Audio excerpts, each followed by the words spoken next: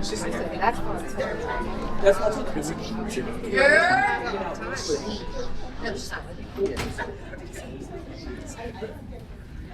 evening, everybody. Good evening.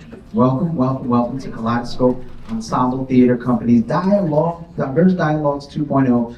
I am your host, Chuck Burks, one of the founding members of this wonderful establishment. Give yourselves a round of applause for coming out tonight. Late night theater goers. Don't worry, everybody. I just want you to know, we understand that you could have been anywhere. The snowstorm is coming. We have cut the show down to 5 hours only. Only 5 hours. You should have seen the look on the actors' faces. But no, we are going to have a great time tonight. We are excited about this second iteration of Diverse Dialogues. It is important that we always have diverse actual entities involved in our art, in our community, in our lives, because who knows, next year this might be outlawed and we don't know. So let's enjoy it while we can. And some of that is truth and some of that is joke. But unfortunately, we live in that time period. But we do want you to enjoy. There are many shows that you could have been going to. You came here to celebrate us, and we thank you. We also want to give you a couple of warnings. There is some language. There will be some language, adult language speaking. So little ears, be cautious and let them know. We will be having some of the projects mentioned harm and whatnot. So if you feel sensitive to that, give yourself a break. Step on outside. Come back. Nothing nudity-wise will be done up here. We haven't put that in the budget yet. So we are excited to share these many wonderful artists and the actors. If you look through your program, you can see their bios. Very professional, super dope credits all over the world. And we have over here the lovely Yvette. Yvette, can you raise your hand? Yvette is bearer of bonds and goods. If you are going to donate, we have a donation box over there. We greatly appreciate you giving anything that you can afford to give. We also have a t-shirt that is our representation. As you can see, I'm wearing it. We sold out. The previous group bought all of our t-shirts, but we're taking orders. We are taking orders. So if you would like a t-shirt, you can meet up with Yvette, take your name, and the t-shirts usually go for $50, but we're selling them for $25. I'm giving y'all a break. But if you want to buy the last one, it is $100. And it's a one of a kind. It's the last one of its kind, and it will be yours. So without further ado, I want to bring our wonderful esteemed leader. Please give it up for Todd Murphy.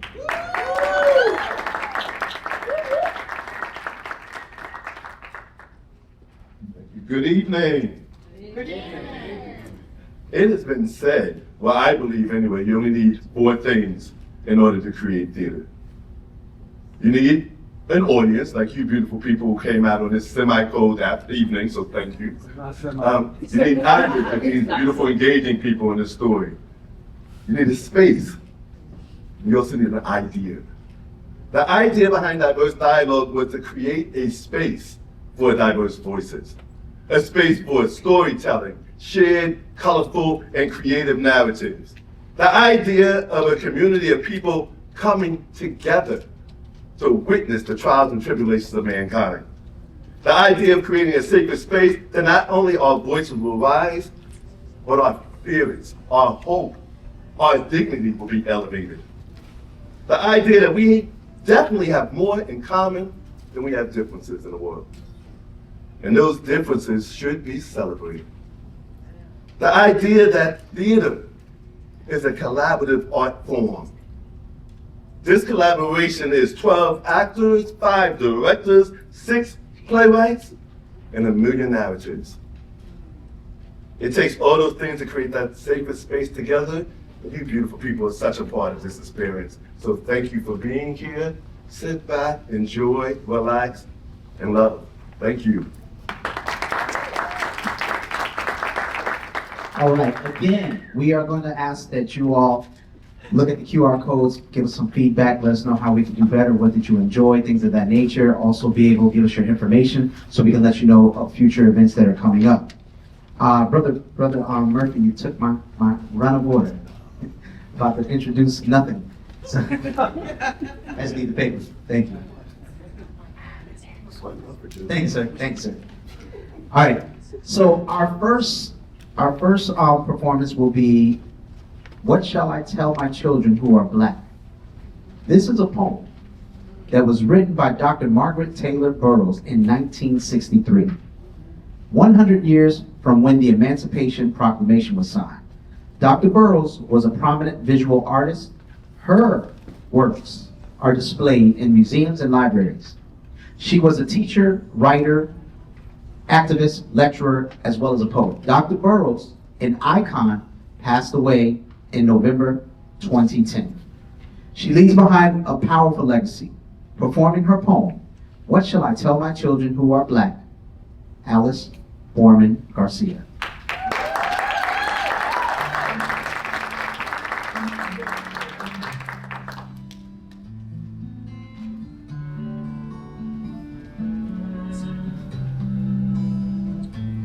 You got to be taught to hate and fear.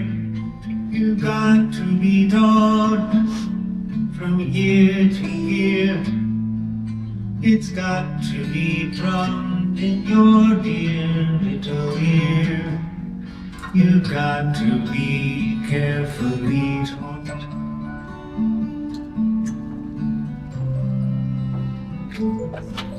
You got to be taught to be afraid.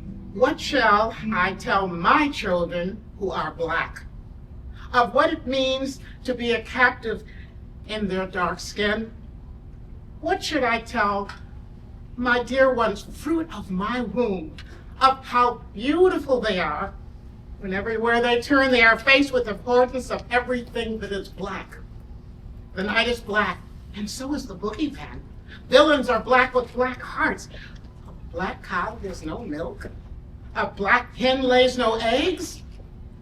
Bad news comes bordered in black. Morning clothes black. Storm clouds black. Black, black.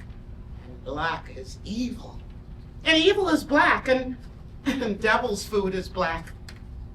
What should I tell my dear ones raised in a white world, a place where white has been made to represent all that is good and pure and perfect and fine, where clouds are white and dolls, and heaven surely is a white place with angels robed in white, and cotton candy and ice cream and milk and ruffled Sunday dresses, and dream houses and long sleek Cadillacs, and angels' food is white, all white.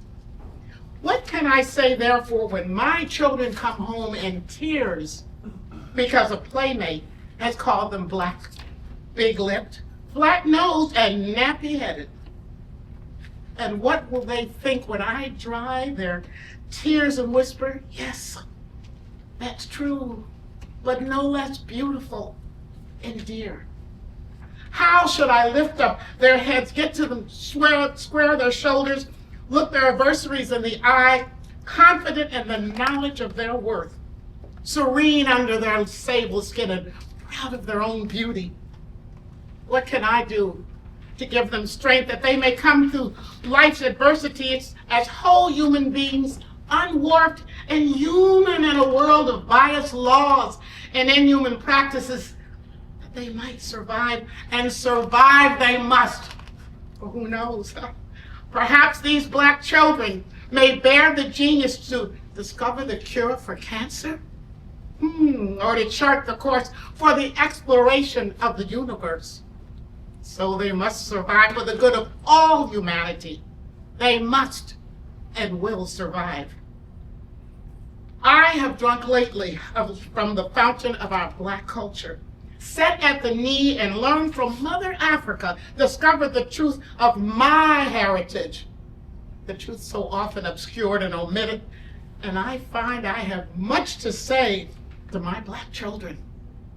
Oh, I will lift up their heads in proud blackness with the story of their fathers and their fathers' fathers, and I shall take them into a way back time of kings and queens who ruled the Nile and measured the stars and discovered the laws of mathematics, upon whose backs backs have been built the wealth of 2 continents. Oh, I must tell them this and more. And their heritage should be their weapon, and their armor will make them strong enough to win any battle they may face. And since this story is often obscured, I must sacrifice it to find it for my children, just as I've sacrificed to feed, clothe, and shelter them. Or if I don't do it, no one else will. And that's showing my love. We must find the truth for myself and pass it on to them. And years to come, I believe, because we have armored them with the truth, our children and their children will venerate us. And it is the truth that will make us free.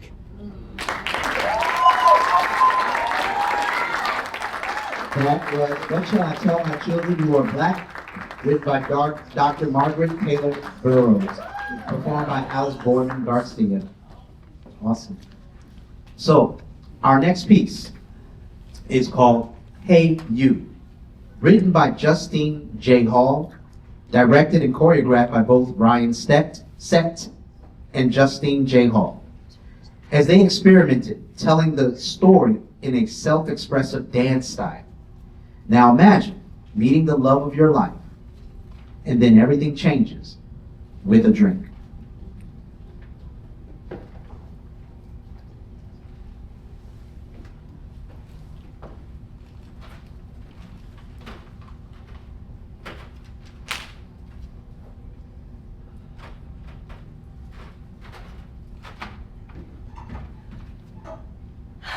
Hey, you. Hey, you! Happy anniversary. Happy anniversary. This is so beautiful. Anything for my baby? You know you still make my heart pitter-patter. A couple goals. Fates of Black Love Matters. They say we exemplify how love is supposed to make us feel. Our love is strong. Our love is real. He sees her beauty even when she is lost. She sees his worth even before he does. He picks her up when she is down. There must have been an angel by my side. And when he begins to fall, you best believe she got his back. That's that good love. Nah, that's that good love. Sometimes, just gotta let love dance.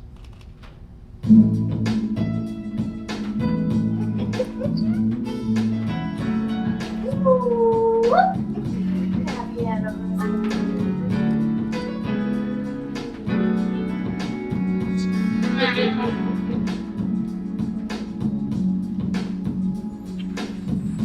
There must have been an angel by my side. Something happened into you. Look at the sky. It's the color of love. There must have been an angel by my side. Something held me, came down from above. He led me to you. He led me to you.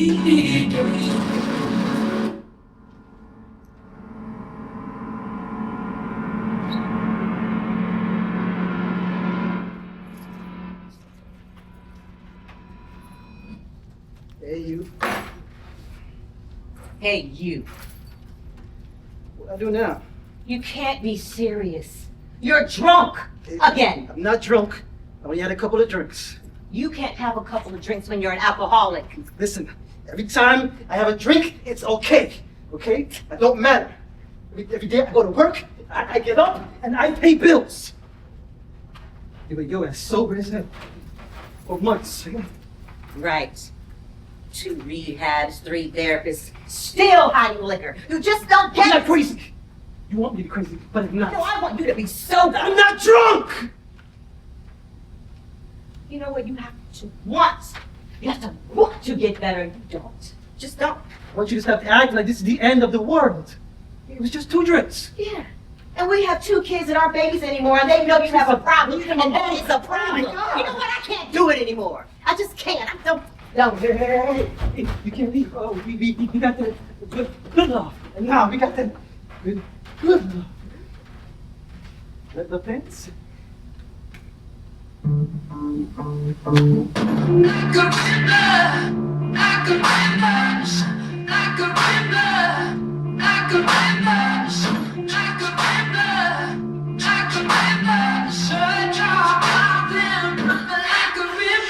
How do we fall in love? Harder than a bullet could hit ya. How do we fall apart? Faster than a hairpin trigger. Don't you say, don't you say, don't say, don't you say. One day it'll just break. So shut your mouth and rock me like a river. Shut your mouth and deliver. Clean hands, hands in love. Like a river, like a river. Shut your mouth like a river. This love, I just shiver. That's right, like a river, like a river. Like a river, shut your mouth, run me like a river.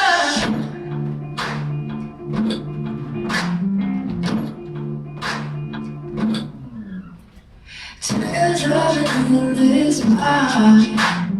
Christ is a fool who's willing. Can't change the way we are. One kiss away from killing. Don't you say, don't you say, don't say, don't you say. One touch, it'll just break me. So shut your mouth and rock me like a river. Shut your mouth, just deliver. Clean hands, hands in love. Like a river, like a river. Shut your mouth, like a river.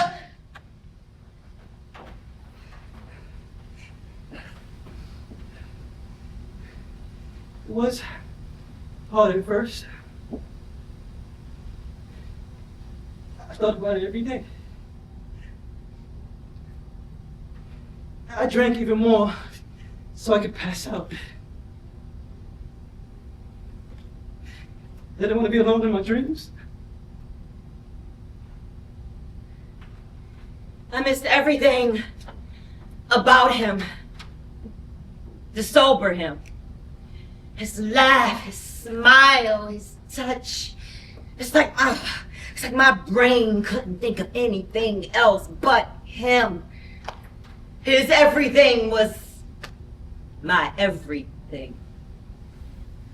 Love hurts. Love is blinding. I needed to face myself. I needed to find myself. Hey, you! You're an alcoholic. You've been depressed for as long as you can remember. No matter how happy you thought you were, there's always something deep down inside that said, no, you're not. You failed her. You failed your children. You failed you. But losing them, you found you. You're 1 year sober. Working hard, you. Look at you. Learning to deal with shit. One day at a time, you here to shine. You are here to shine. It's good to meet you. You? Hey, you! Where you been, you? You done trying to change people and losing you. Remember, you lost him, not you. You still here. You still got life to live.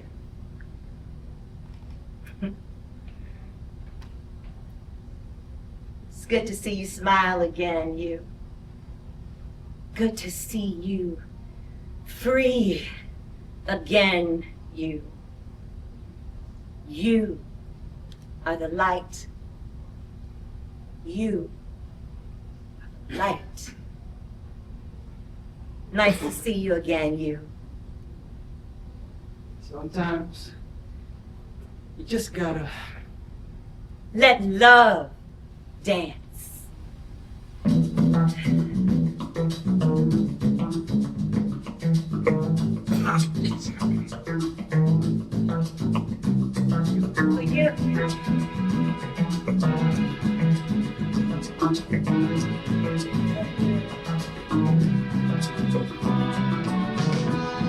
When I wake up in the morning, love,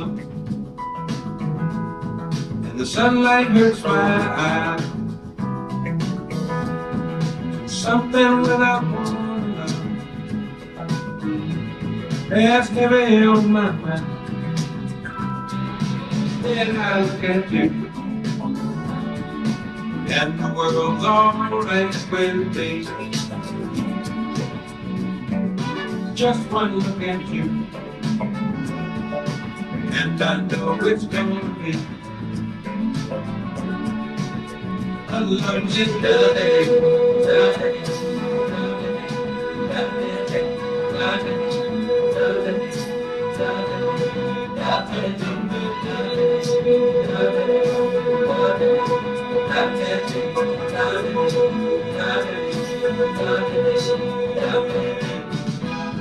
When the day that lied ahead of me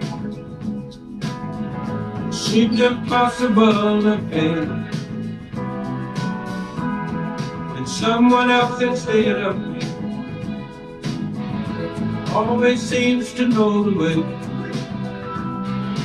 Then I look at you, and the world's alright with me. Just one look at you,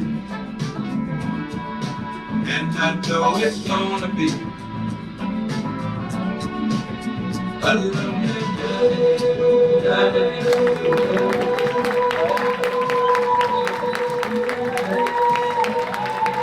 That was Hallelujah. Written by Justine J. Hall, directed and choreographed by Ryan Sett and Justine J. Hall. While we're setting up, I just want to tell you a little bit more about Kaleidoscope Ensemble. It's a community theater company of various people of colors and culture that create, produce, and present theatrical productions with a focus on artistic expression and cultural diversity. We need storytellers. We need playwrights. And we need them to share their stories and their narratives. We need actors, and we need tech support. Anybody who's interested in helping us produce these narratives on or off stage, we need producers. And producers who can lead us into venues such as the lovely FDU, as well as other spaces, and funding so we can present diverse narratives to the community. You can reach out to us at K-Scope Theater, or you can look at us on Facebook, Kaleidoscope Ensemble, or for more information, bipoctheater@gmail.com. So for our next performance, we have DEI, written by Charles White and directed by Boarman-Garcia. DEI takes place at the offices of Russ, Carty, and Pilgrim, a prominent African-American law firm in Midtown Manhattan. I wish you bluebirds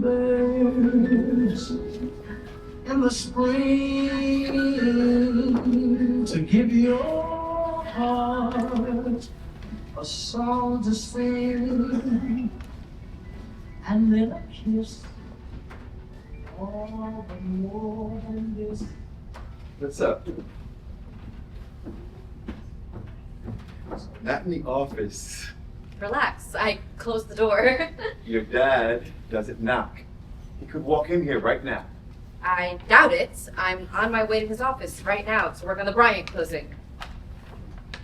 We need to tell him that we're together.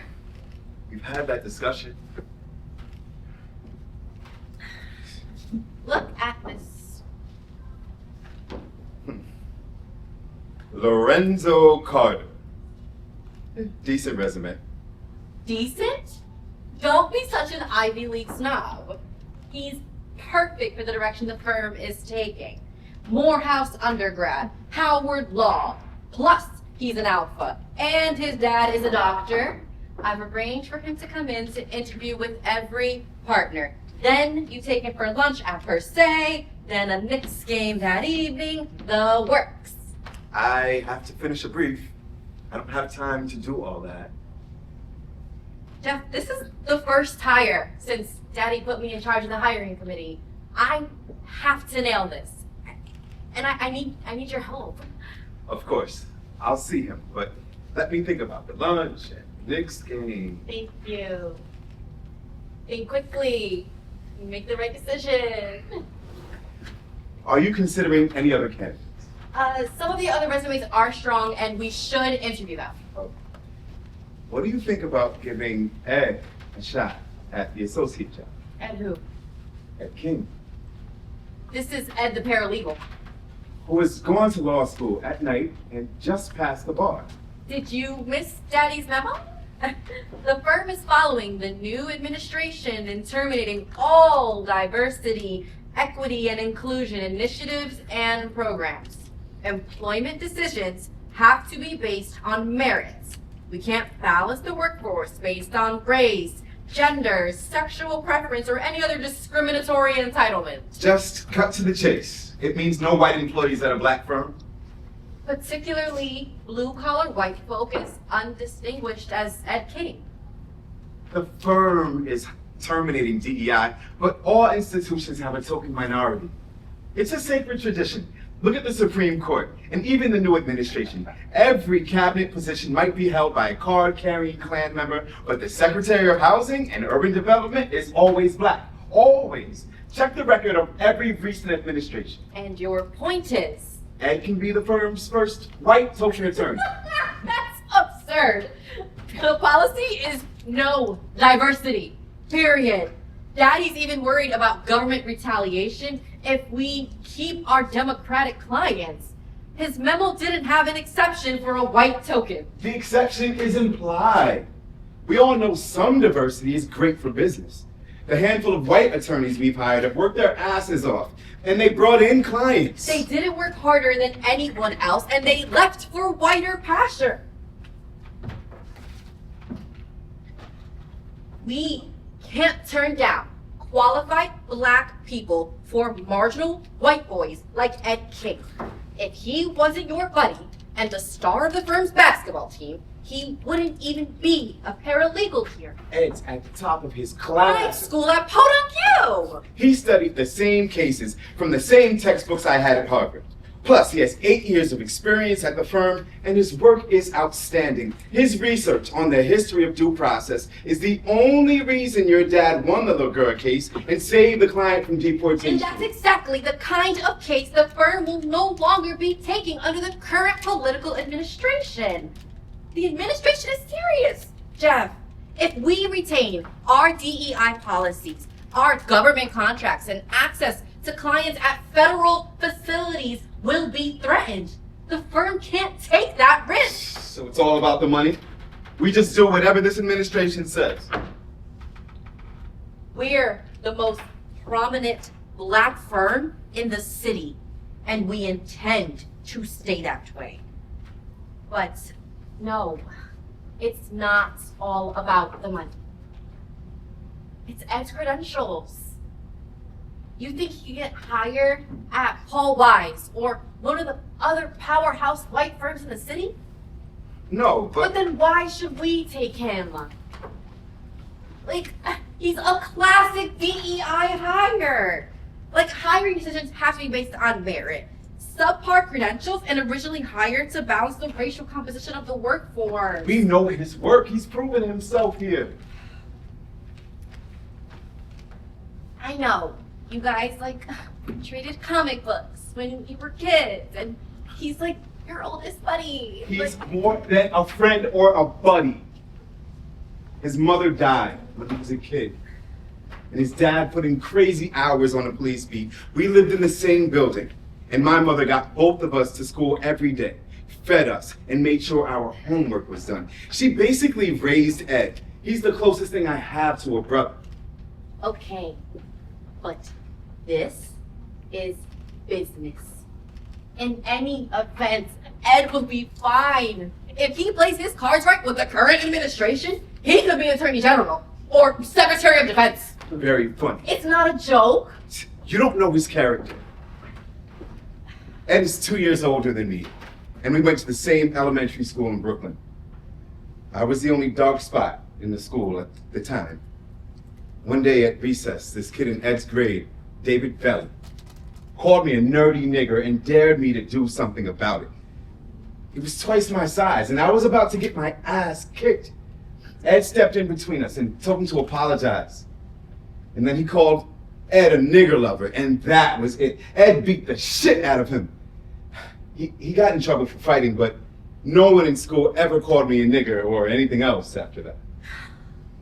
Cue the violence. But being a playground bodyguard does not make him a brother. When did you get so cynical? When I realized I had black skin, a vagina, and nappy hair. The trifecta. We can have your pity party later. Ed is smart, hardworking, responsible, and well-liked.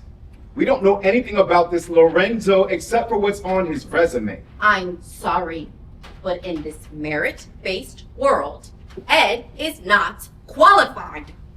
You're in no position to talk about merit. How dare you? I was captain of the field hockey team at Miss Porter's, a debating champion at Spelman, and in the top quarter of my class at Howard Law. You call that merit? Your mother is a trustee at Miss Porter's. You're a legacy at Spelman and Howard, and your father made you a partner at his firm in record time. Fuck you, Jeff. I'm as good a lawyer as anyone in this firm. Yeah, you're a good lawyer. But do you honestly think that your inherent privileges haven't advanced your career? Ed doesn't have your advantages or mine, but he's earned a shot at this job. Daddy is definitely going to be hearing about this. Hearing about what? Your deliberate violation of firm policy. I haven't violated anything. You're clearly planning to. Your father will understand that we need a white token attorney. That's not going to happen. Joanne, are you really concerned about merit and Ed's qualifications, or is your problem just that he's white? My real problem is with you. What? Do you have any black friends? Of course I do. Name 2. What are you getting at?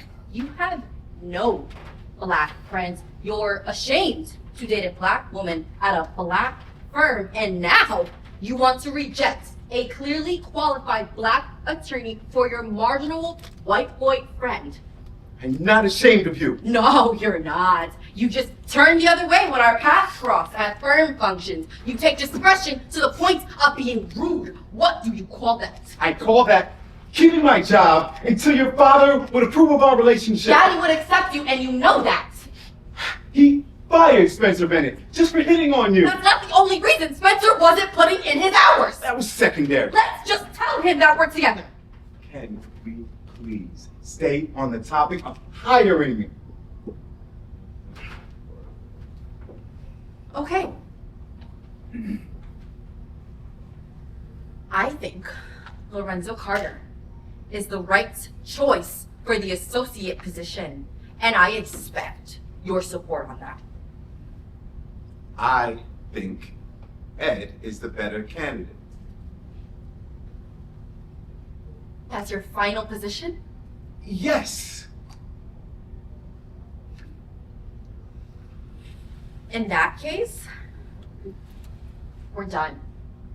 Give this friendship ring to your white brother. You're dumping me because of this DEI shit? No, because of your shit. Joanne, I love you. Apparently you love Ed more than me. That's ridiculous. Come over tonight so we can really talk through this. I'm not coming over and ending up in bed, and I don't want your damn ring back. You're a black man, Jeff, and you know all that goes with that. But you hide me in the shadows and try to push this trail trash white boy to get a gig. Not everything is about race. Just come over, please, tonight, so we can really work through this. We do not have the same goals or beliefs. We've been wasting each other's time. Bullshit! Wait! We haven't finished. Yes, we have. Daddy's waiting for me.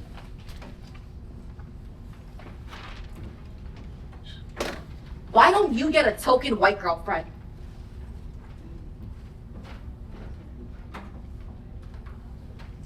What?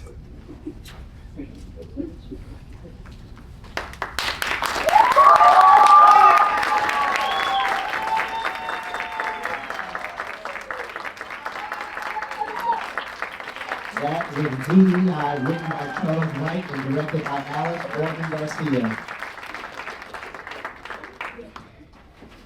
All right, I want to say something. Our first group, we had about 60 people here, and they donated so much money to the donation box over there. I told the second group was gonna outdo them. We played a game in the last group where if a phone rang while the cast was performing, you became a big donor. You gave $100 for every time your phone rang. So make them phones ring. Make them phones ring while we're waiting. As we're setting up, I'm going to introduce our next one. Our next piece is called The Sisters Devereaux, written by Natasha Caroline Lowery Rivers and directed by T.S. Murphy. We have three sisters diving into the depths of what sisterhood means and how to navigate it with grace, love, and understanding. And also learning how to pivot when life takes unexpected turns. Devin, the oldest, is waiting in her car for her sisters. The part of Devin is being read by Jonnine DeLoatch.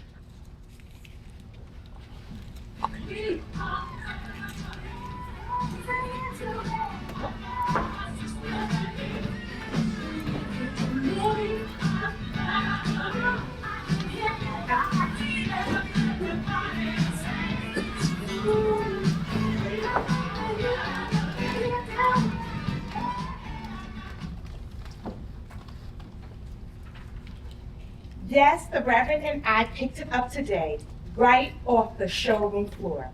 Yes, we got it in black, just like you requested. It's parked in the driveway as we speak. I quote back.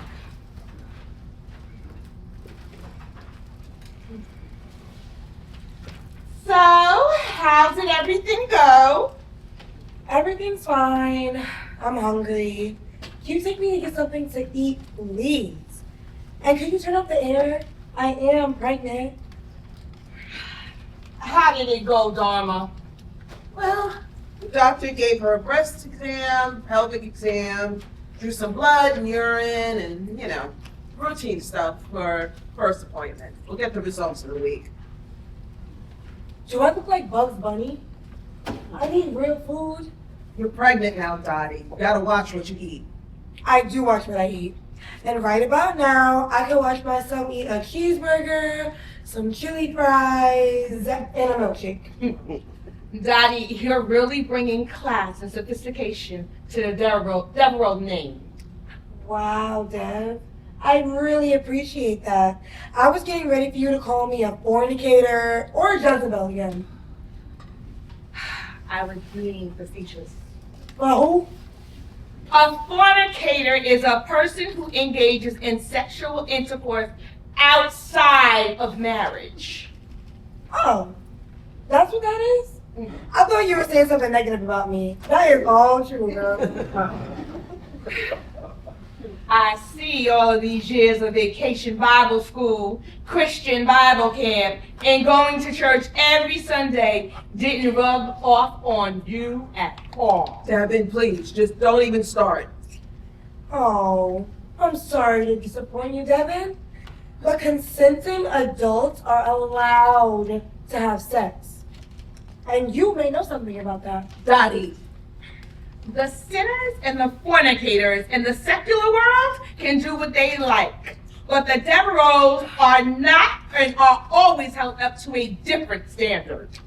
If you're not careful, someone's gonna yank you right off of that high horse sooner than you think. Are you threatening me? Dottie, come on now. We had a nice afternoon at the doctor's. Can we please just have a nice drive home? I didn't even do anything.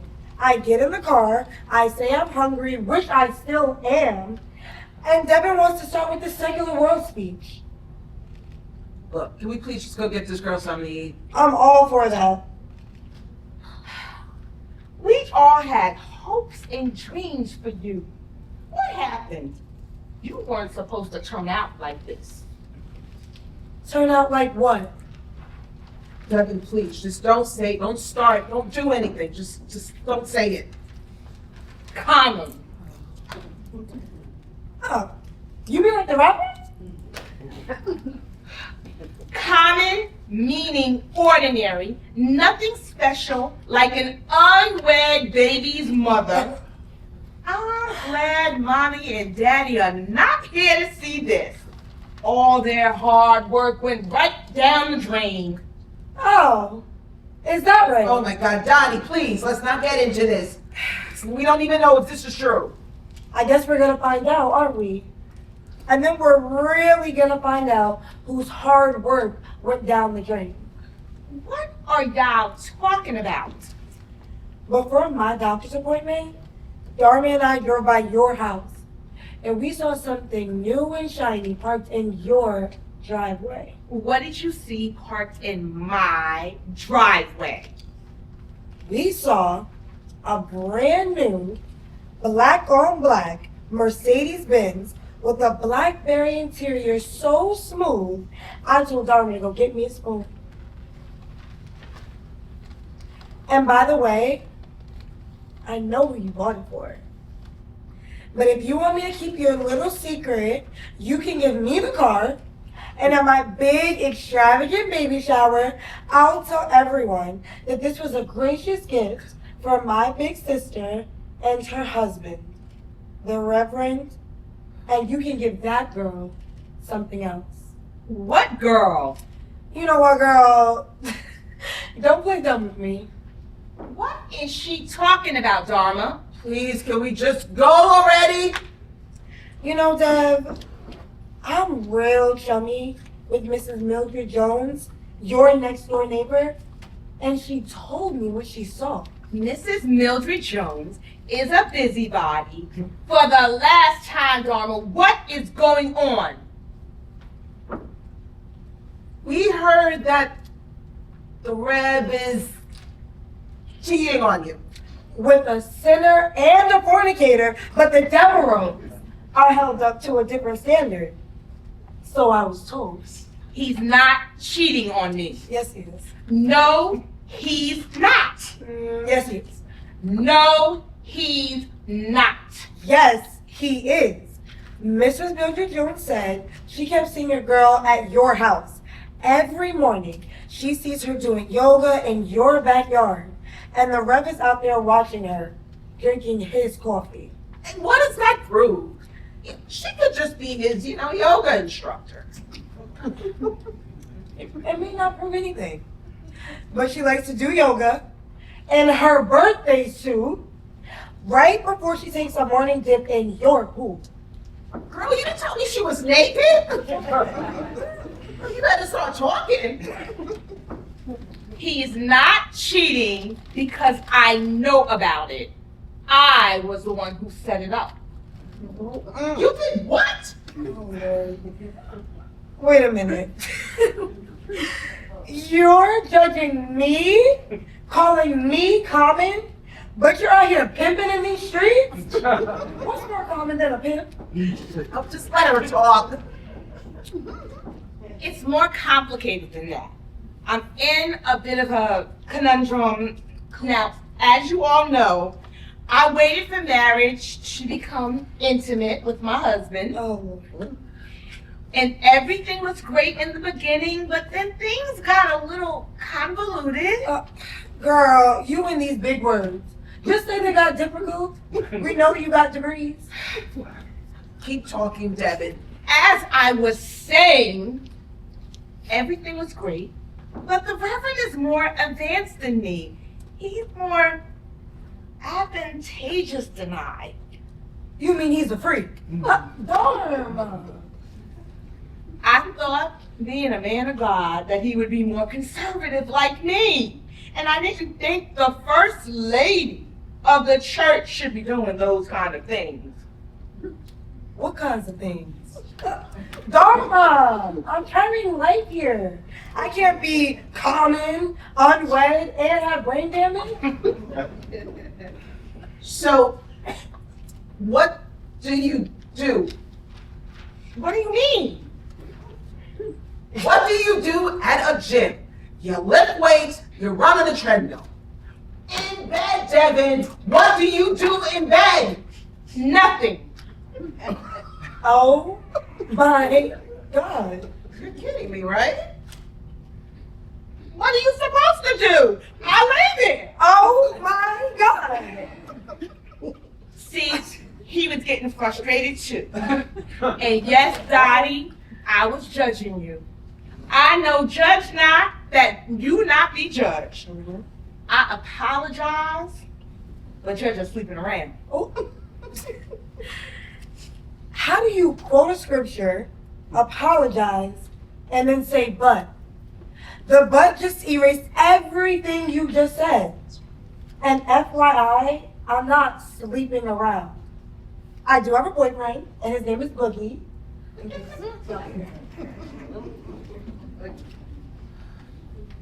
I'm sorry.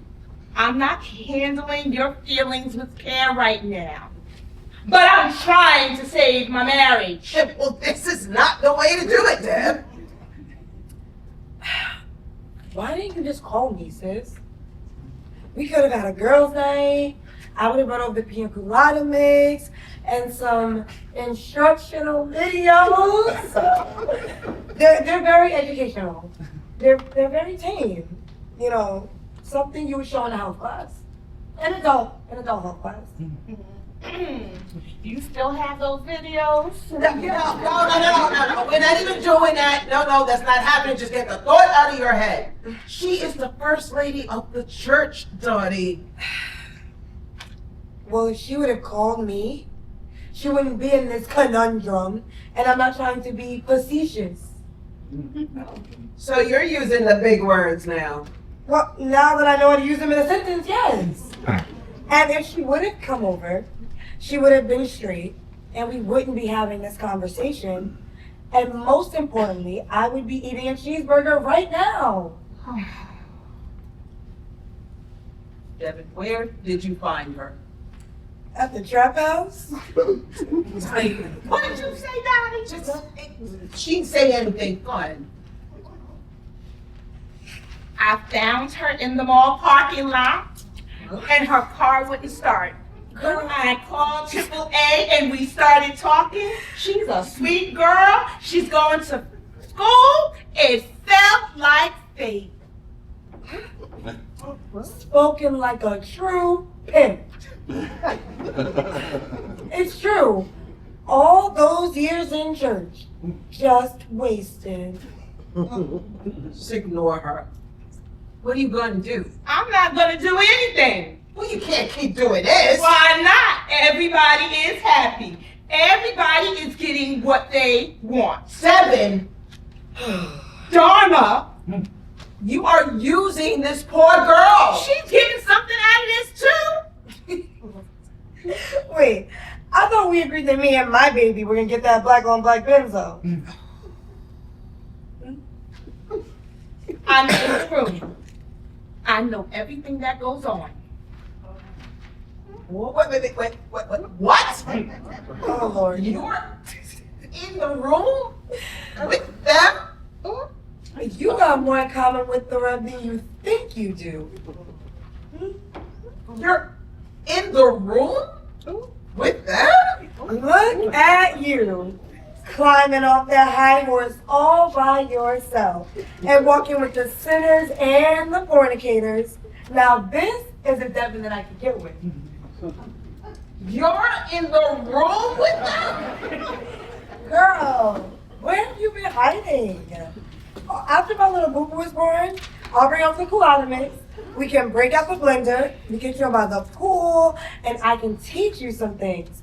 And I know you can teach me some things. I can tell you some stories, and we know you can tell me some. Oh my God, Dottie, shut up! Devin, you can't control this situation forever. What if they want to meet in a hotel or something by themselves? They're not allowed to do that. And if I find out that something is going on behind my back, then this arrangement is terminated. And he would never leave me for her because she's not first lady material. And I am in the room because there are some things that are off limits. Like what?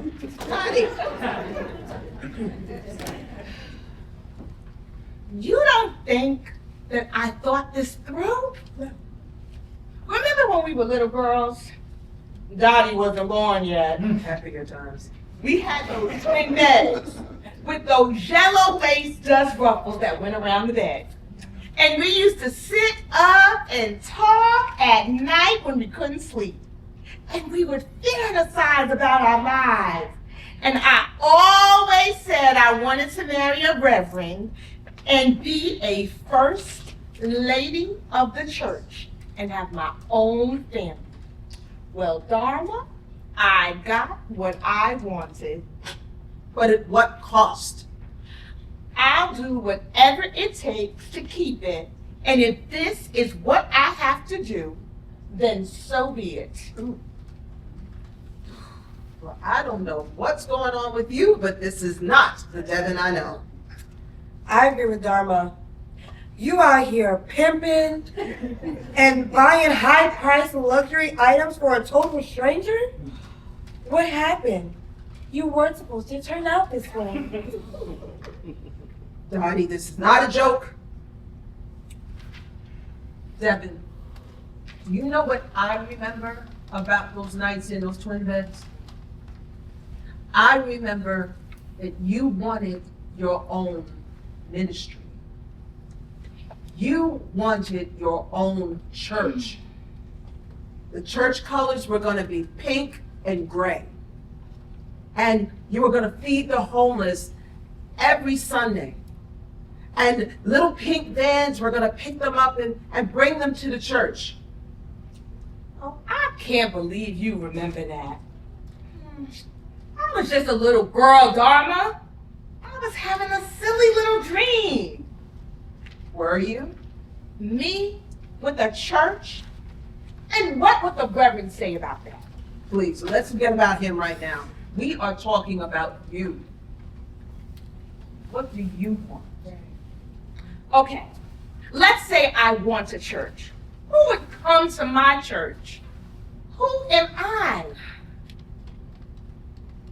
You are the daughter of Delva and Daniel Devereaux. Mm-hmm. You are the sister to Dharma and Dottie. Hello?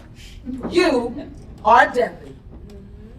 Industrious, charismatic, Amen. and the most intelligent woman I know. Mm-hmm. And you don't have to put up with your husband, the Reverend, sleeping around with some fast girl in the streets just to get his rocks off. No, that's right. And who would come to your church? Me. I'll be on the first pew, damn it. Dang, Dharma? You don't even go to church anymore. I would go for you. Me and the baby make 3, and that black on black Banzo make 4. This is nice. And I see what y'all are doing, but I'm not a reverend, pastor, or a minister. How did the Reverend become the Reverend? Just do what he did, duh. And what? I have a congregation of 3 people? That's not a church. What did Mommy used to say to us? Nobody starts at the top, baby. You can start out with 3 people and end up with 300 people. Okay, I have a church, I'm a minister, and I have a congregation of 300 people. Well, what about my husband? Where does he fit in with all of this? He doesn't. Amen. I can't. I can't. If you can mastermind all of this, you can figure out what to do about your husband. But on a serious tip, Dev, if you want to stay or leave, only you can make that decision. And we have to respect whatever you decide. I know I'm gonna make a great, common, unwed baby's mother, but before we go get me some real food, we gotta settle this Mercedes business once and for all. You are not blackmailing your sister. I'm not gonna blackmail her, but you know, if Mrs. Mildred Jones sees that young girl and the car parked in your driveway, she's gonna talk to everybody. So, okay, what's it gonna be? Are you gonna give the car to your beloved baby sister who has a baby on the way? Or are you gonna give it to your husband's hoe? Got it!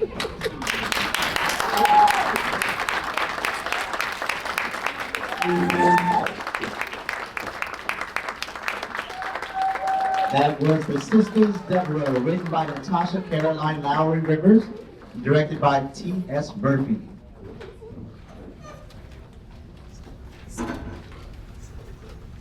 Hang on, y'all, we only have 17 more performances. As they are getting set up, again, it's important that we all share our stories because we all come from different backgrounds, and it is imperative that we preserve that. And we're in a day and time right now where people's history are being erased or banned. So we must remember where we came from, what we went through, because it all is important for our future. Our next piece is called Rice and Till, written by Scott Pleasance and directed by Lisa Murphy. No relation to Todd Murphy. Two black men, one older, another younger, look at their lives and the lives of others. The setting, anywhere, USA, and the time is now, then, always.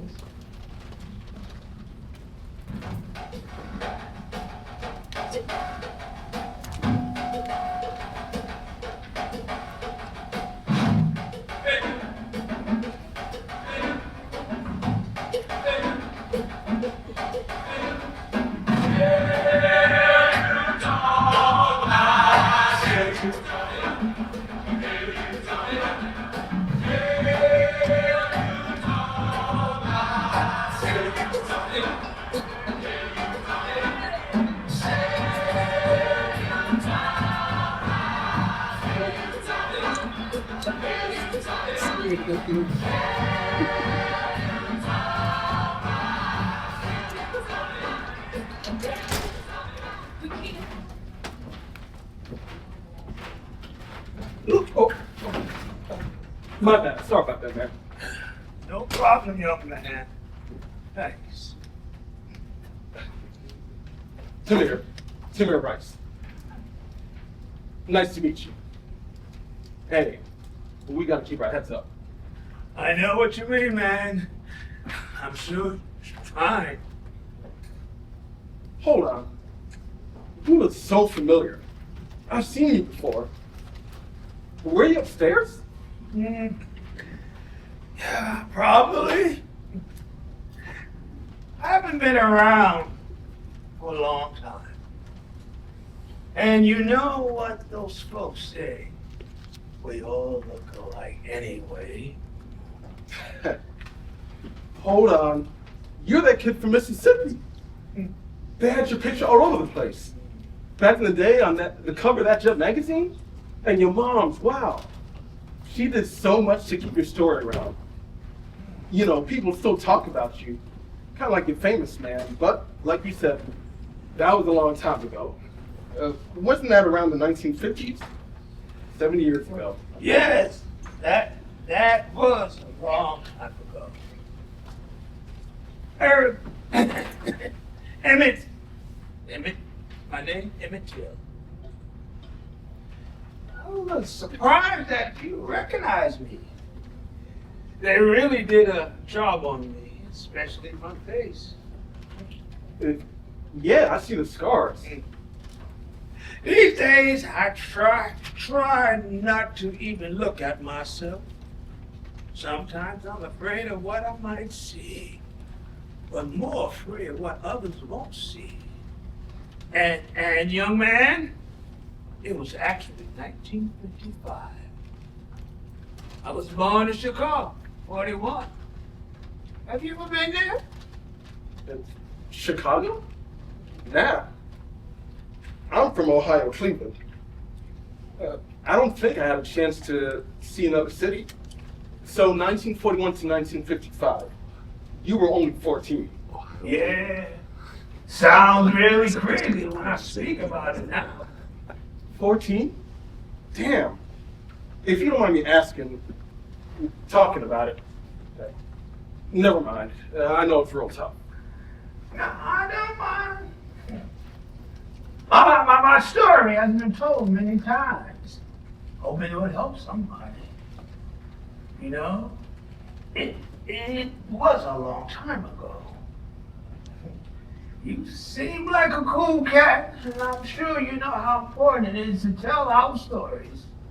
Otherwise, people would try to pretend like they never happened. Try.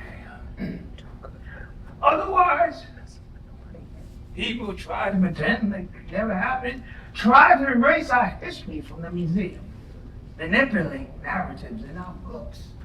So much that the good looks bad and the bad looks good. Okay. Let me tell you, most of what you probably heard is close to what happened. That summer of '55, I went to visit my uncle in Money, Mississippi. I liked going there because we took a long train ride through Illinois, Kentucky, Tennessee, and Mississippi. It was different from Chicago. You know, it was country, no big buildings, and it was always very hot. They had cotton fields and stuff. On that day, my uncle took us to a town called Greenwood. There were a lot of people in the streets, and you could hear the blues music coming through the windows of the spots. Now, I was too young to go inside, but we had so much fun getting candy and soda pops. It was a great day. 14? Yep, 14. And I was still just a kid having fun. So, what happened next? I'm really not sure. They hurt you bad. Who? I remember some white men. They came and pulled me out of the bed. They said I did some white lady at the store in my uncle's house. But I didn't do anything. You didn't do anything? No. My uncle told them I was just a kid, and I didn't do nothing. And they said that they would kill him and everybody else too. Did your uncle fight them? Young man, you have to understand, the times back then, they were different. They called it the Jim Crow. I know that you're from Cleveland, and I was just a stuttering kid from Chicago. But Mississippi was different. The South was different. They talked different. They walked different. They ate different foods, and their rules were different. but I didn't do anything. Yeah, I get it. The white people down there moved with violence and imitation. They made up their own laws where racial distrust and conflict were maintained. You know, the strange thing about it is, as much as they put my party through, as much as they tried to kill me, they never really did. Because you can never stop a moment whose time has come or silence a message that is meant to be heard. And although I fought them, I guess it was meant to be a bigger fight. It was time for my young body to rest, and for my story of purpose, and my mother's story of perseverance to be told by others to live on. Oh man, well said, but damn, they killed you. That's still messed up. Yeah, but earlier you said my mom's. She did everything that she could, and eventually the truth about them lying came out. I know it didn't bring me back to her. I know, well, I sometimes wonder what it is all for. Are we here just as cornerstones of a wicked place that seemingly been held together by frail and fragile braces called people? We have to do better.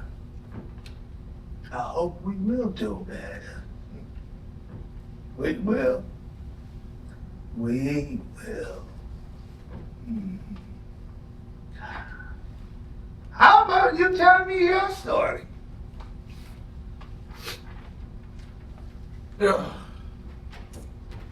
My story.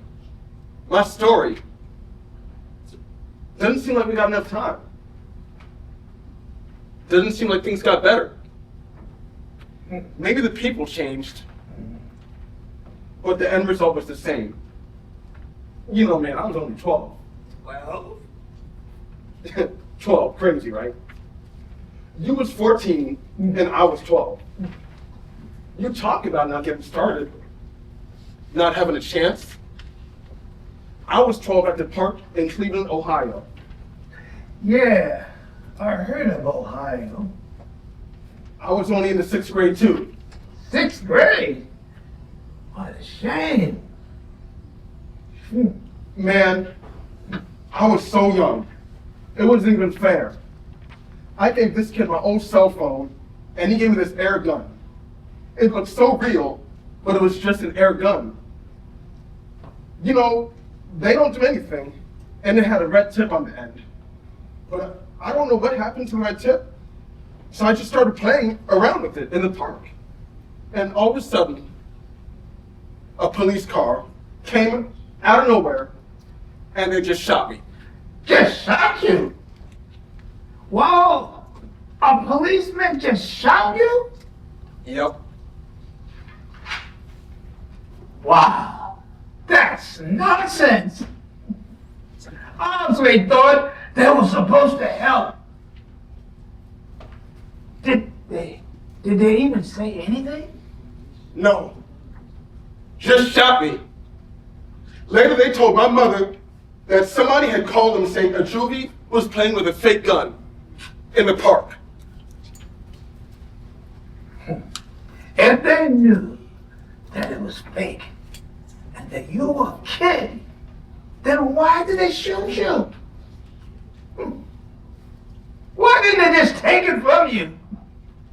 My God, and you was only 12. Man, I don't know. Another crazy thing about it is the cop jumped out of the car while it was still moving and shot me twice. Damn. In less than 2 seconds after he opened the passenger door of the police car, he shot me. Wow. How do you know all that? You didn't even get a chance to say anything? That had to hurt. Just asking. was the cop who shot you, right? Slow down. You're saying a lot. Mr. Emmett, unlike 1955, in 2014, they had video cameras that recorded everything. And yes, it really did hurt. Not being shot. The real pain came from, similar to you, the fact that our lives are devalued to the point that we don't matter to others. Even at such young ages, 12 and 14 years old, they try to call us men. Men? We are seen as a threat because of what we wear, because we're seen as a threat because of what we do. We're seen as a threat because of the color of our skin. When we are just kids trying to figure things out. And yeah, it was a young white cop who shot me. Did you die too? Yep. I'm so sorry. Wonder what would have happened if we didn't have cops. You know, we would just look out for each other. Interesting. So, what do you think is next? I'm not really sure. Each year, there are incalculable losses. Incalculable? Yes, incalculable. Numbers that are just crazy high. We are still dying at the hands of reckless cops and others dying at the hands of racists. The alarm bells have been ringing and ringing and ringing.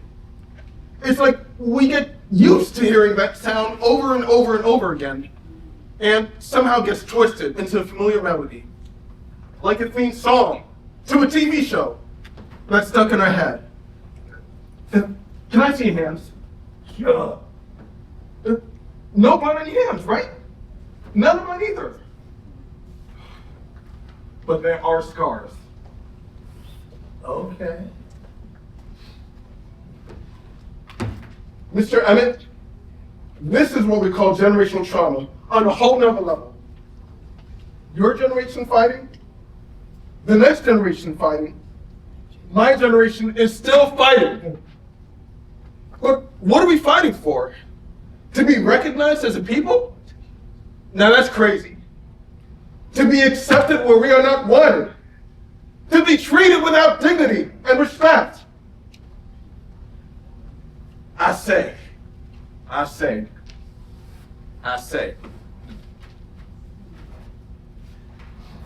Maybe we should be optimistic. Maybe there is a line of hope somewhere. Maybe, just maybe, somebody would listen and learn from our story. And another kid from Chicago and another kid from Cleveland has a chance to grow up and to grow on. Maybe another kid just has a chance to make a way in a world that doesn't seem to want to give them a chance. Wow. Mr. Emmett, that's a lot of babies to think about. By the way, did you and your mother ever have the talk? The talk? Mm-hmm. So, when are you going back? Back upstairs? I think I'm heading back now. And you? I'm right behind you. I just hope that somebody is hearing our story. I hope they are listening too. Are you planning on coming back down here again? Eventually. I've been down here many times. But there's a long line upstairs. And they're all waiting to come back down and tell their stories again. Akaya Gray. Wolfram Jean. William Chapman. Eric Harris. Trayvon Martin, Freddie Gray, Stephon Clark, Miles Hall, Oscar Green, Keith Scott, Laquan McDonald, Terrence Crutcher, Sandra Bland, Corey Jones, Sean Reed, Anthony Hall, Yusef Hawkins, Ahmaud Arbery, Philip Pannell, Tatiana Jefferson, Ayanna Jones, Gregory Hill, Jamarian Robinson, Breonna Taylor, Amadou Diallo, Gregory Floyd, Alton Sterling, Eric Garner, Samuel DeBose, Mike Brown, Sean Bell, Philando Castile.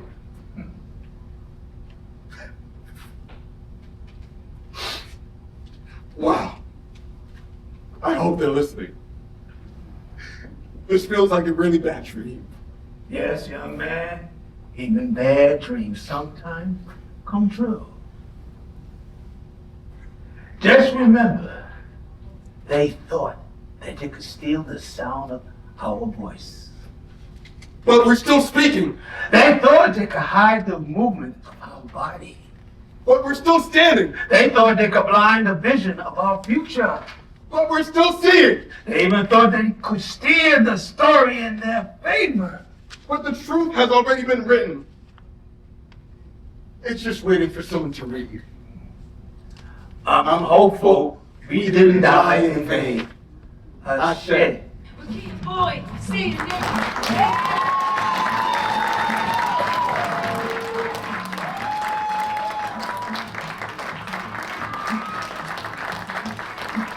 That was Rice and Till, written by Scott Pleasants, directed by Lisa Murphy.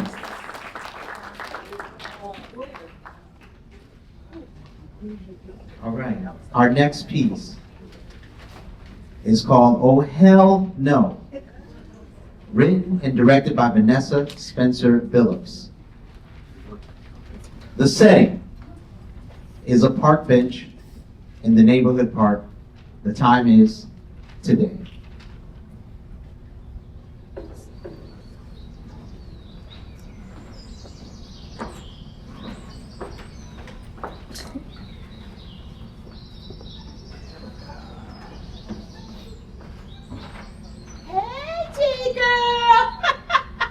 Now, where's that fine young thing I heard you've been seeing?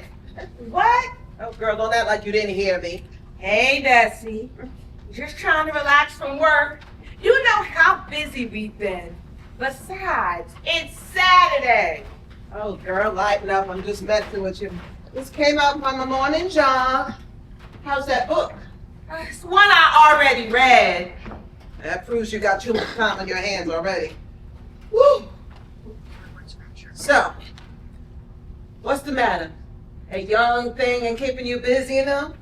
Is that why you stopped to get in my business? See, now there you go, clamming up on me again.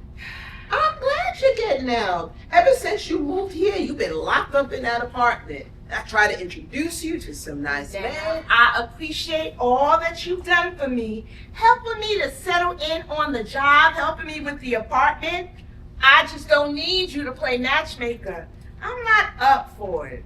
I guess not, since you've got... Okay, Dee. Look, what, your husband died a year ago? You don't have any kids. You've been here 2 months and already been promoted. I ain't mad. Girl, you better go for it. So, what's he like? I thought you were taking your morning jog. It's really a walk. Jogging's too stressful. You want to join me? No thanks, you go on. You know, if I didn't know better, I would think you were trying to get rid of me. Okay, here's the deal. Oh, good. He's a great guy, caring. Ooh, and fine. Young and fine, not old and tired. That too. Ooh, this. Ooh. So that's what I'm talking about, you know. Now, we met at a coffee shop downtown. Ended up talking for hours. We're friends. You embarrassed to be seen with him? A little. Oh, girl, please. I'm very conscious of the age difference. I mean, it's just that when we're alone, I don't think about it. I know that's right. Ain't nothing wrong with that, girl. Like I said, go for it. Now look, both my children, they go for the older type. I personally don't understand it. Now, baby girl's last boyfriend looked like my daddy. And baby boy, Lord, I guess with all of the young girls showing everything they got, they don't leave nothing to the imagination. Well, I'm sure you raised them right. Don't worry. And don't worry about me. I've been here 2 months. You don't have to hold my hand anymore. Well, I'm just glad that you're getting out. I want you to come by for dinner one night soon. Maybe I can even get some children of mine to stay in town long enough to join us. Ooh, that would be nice. I would like to meet them. But tell me something. What are your children's names? All I hear is baby girl this and baby boy that. Oh, you're right. Okay. Rachel is 22. She's finished school and she's trying to find herself. You ever heard of that kind of mess? I know only boys went through that. But now Ronnie, he's got his head on straight. 25, a record producer, starting his own record label with a few of his college buddies. Record producer? You heard of him? No, I don't think I have. I'll have to introduce you. Or maybe not. He might like you. You might like him. Come on. Don't even finish that door. All right. I get the hint. Wait. You're meeting him here, aren't you? No. I don't believe you. Look, if you are that ashamed of being seen with him, then you need to find one your own age. Well, I've got to work this out on my own. Hey, girl, I don't want you to cool down before you finish your walk. All right. I got it. Listen, Dee, you are just way too sensitive about this. If he makes you happy, girl, then enjoy yourself. See you later. Girl. Yes. Yeah, hi. Yes, I'm in the park, but I don't think we should meet here today. Too late, beautiful. I'm already here. What's wrong? Oh, I'm not comfortable with this. By this you mean meeting in the park, or by this you mean us? Or us in general? Talk to me. These last 2 weeks have been wonderful. At least for me. Me too, but... Okay, and last night? Incredible. Even with someone my age? You are an amazing woman. Period. So where's this coming from? What's your mother's name? My mother? Yes. What's she got to do with us? What's her name? Oh, Bessie Robinson. Why? Oh my God! My mom's cool. She won't have a problem with us. You know her? Yes. And yes, she will have a problem with us. I told her I was seeing someone special. She didn't know it was me. Dee, come on. I've never met anyone like you. Ron. Look, let me finish. I'm a grown man. Oh, I know that. I bet you do. This is serious. Bessie will have a... I'm not afraid to face my mother.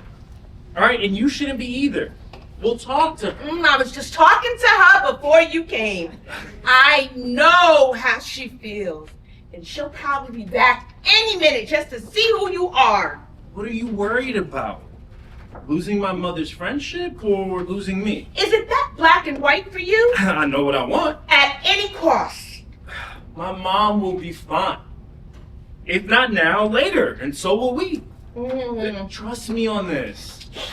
You're wrong. I feel it. I'll tell you what. I'll give you 1 week to see that I'm right. Then I'll be back. Okay? I don't know. Come on, D.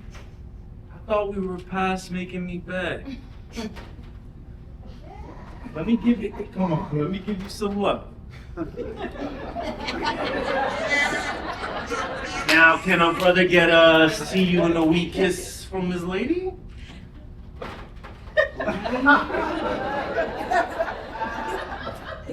You're crazy. I'll sing some Temptations if you don't. Bring everybody in the park over here. Oh, you better not. I know you want to leave me. To let you go. Fine, If I have stop, to please. say. Okay.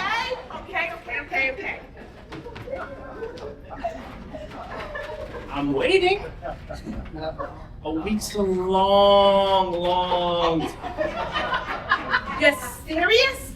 This is ridiculous. No. What's ridiculous is you not coming over here fast enough. Oh, hell no!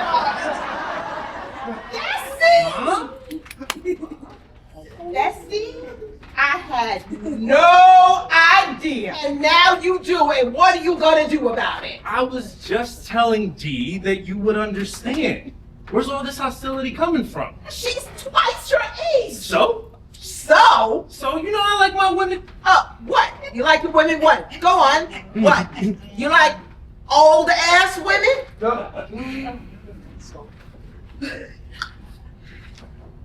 Stop. It's over, okay? I'm not gonna get between you two. No, Dee, wait. You're wrong, Mama. Do you not have something special? Did you sleep with him? Oh, hell no. How you gonna play me like that? Did you? What, you just gonna ignore me? You know, somebody better tell me something. Yes. Had I known it was your son, it would have never happened. Dee. But it did. I'm sorry, Bessie. I should have trusted my gut. You damn right. No, you did. And it was the right choice. You know it. Obviously, I was wrong. You've gone way too far this time. Oh, did I? I didn't think so. You stay away from my boy. I am a grown I am not talking to you. Now look, you stay away from him or else you're gonna have to answer to me. You hear me, D? I don't believe her. Oh, hell no. Now, I may be guilty of falling for your son, and I apologize for that. But don't you stand in my face and threaten me. What happened to all that talk earlier, huh? I thought you were all for me seeing a younger man. Not my son. Sounds a little hypocritical to me.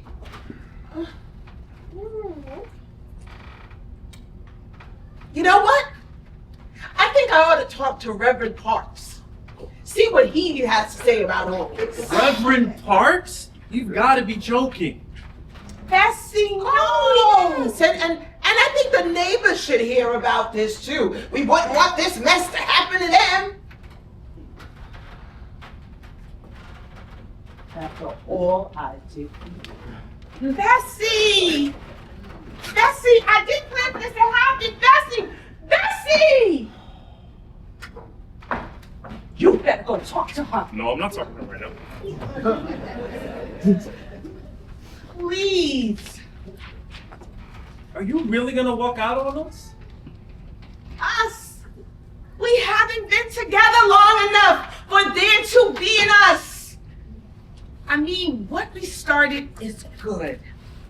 But I'm trying to put myself in her shoes. Ron, she's done a lot for me. As far as I'm concerned, nothing's changed. I'll straighten my mother out. And I'll see you in 1 week, as planned. Okay? All right, D? Ron, 1 week.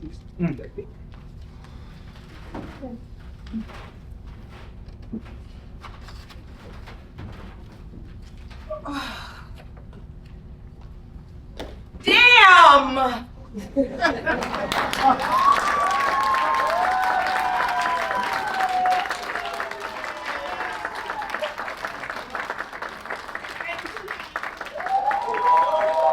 Oh Hell No, written and directed by Vanessa Spencer Billups. We're at the end. This is our last piece. We invite you to join us for our snack table back there. We got some snacks, some treats and whatnot. And also go and visit Yvette. She seems lonely over there. She could use a couple of donations, or maybe you want to order a shirt. That would be helpful for us. And we are definitely happy that you all came out to share this time with us this evening. As we get ready, I hope that you all will have a good and safe end of the weekend, because we got this snow coming up. And I told my family back in August that I was buying them heat for Christmas, so they used it all up. This is it. Whatever we got left is it. If it gets too cold too long, it's spring. That's what I'm gonna tell them. I think we're almost ready. Okay. Our last piece, The Paper, written by Jim Willis and directed by Hope Harley. Can an elevator ride with strangers change your life?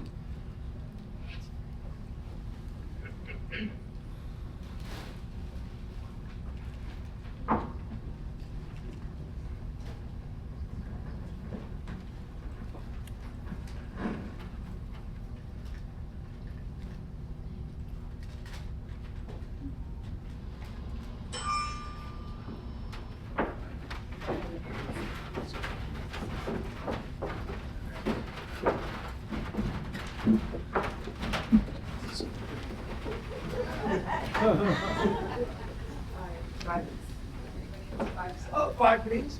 We have 5.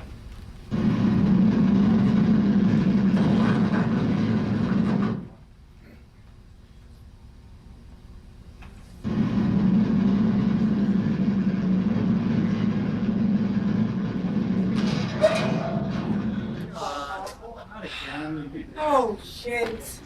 I knew this would happen. Why the hell couldn't you just wait for the next elevator? Hey, I'm sorry. I don't think this is my fault.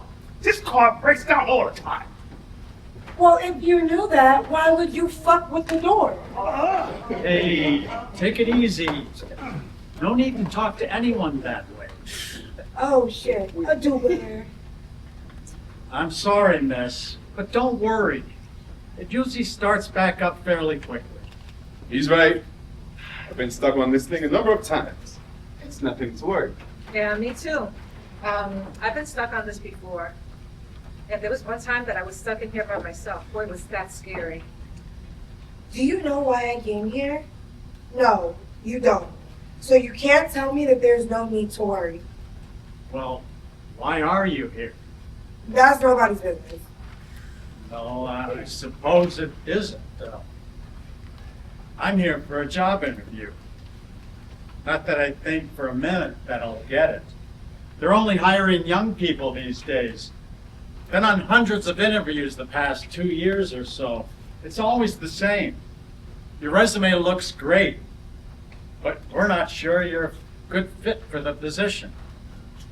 I'd even offered to come down on my salary. I can't come down on my age. Oh, boo-hoo-hoo. Oh yeah, Nana, what is your problem? You know, okay, and don't even tell me that it's none of my business, because, yeah, I already know that. You know, nobody wants to be stuck on an elevator, especially not with you. Why not try that button there? At least lets them know we're stuck.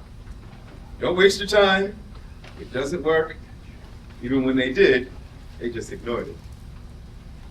Do you work in this building or something? No, but I come in here a lot. Well, I'm going to the travel agent that's up on the 15th floor. I am in so need of a vacation. You know, this city could take a lot out of you. This will be like the first time that I do this all on my own. The minute that I saw the ad, I said, this is it. I loved everything about it. 8 days of just lying on the beach and relaxing, and one price covered everything. You seem very excited. When do you leave? We set sail in 3 days. Oh my gosh, I have to hurry. I mean, imagine they're gonna close down the agency. Imagine if I missed out because I was stuck in an elevator just a few floors down below. I mean, I would probably make a good play. So, anyway, maybe something like this. Maybe something like this, like this vacation. Maybe something like Mrs. Jonnine. Now, how did I know that little Miss Sunshine would say something like that? Look, I don't feel the need to include me in your little kumbaya thing you have going here. All I want to do is get the hell off this elevator and do what I came here to do.